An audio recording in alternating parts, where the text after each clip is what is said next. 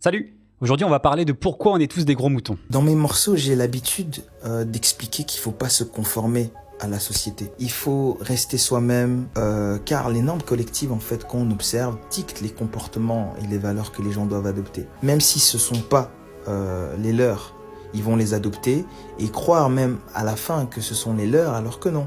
Bon, c'est un discours assez classique, hein, la société nous formate et nous empêche d'affirmer qui on est réellement. Sauf que qui on est, c'est pas si évident en fait. Bourdieu parlait de l'habitus, c'est-à-dire le fait que nos goûts, nos choix, nos préférences personnelles, bref, tout ce qui fait qu'on est qui on est, c'est socialement conditionné en fait. Ce que tu aimes, ce que tu fais et même ce que tu penses, c'est influencé par ton milieu. Et ça, tu peux difficilement y échapper parce que t'as forcément évolué dans un milieu. À moins que t'es pop au milieu de la forêt et que tu n'aies jamais côtoyé d'autres êtres humains, dans ce cas-là, d'accord. Et le fait d'avoir évolué dans un certain milieu, en fait, ça nous rend tous conformistes parce qu'on a intégré des règles et qu'on les suit. Alors on n'est peut-être pas tous conformistes à l'échelle du pays, à l'échelle de la société dans son ensemble, mais on est au moins conformistes à l'échelle de notre groupe parce qu'on a peur du rejet et qu'on veut être accepté par les autres. Si dans ton milieu on t'apprend à rejeter les règles de la société, tu vas aussi le faire parce qu'on te l'a appris.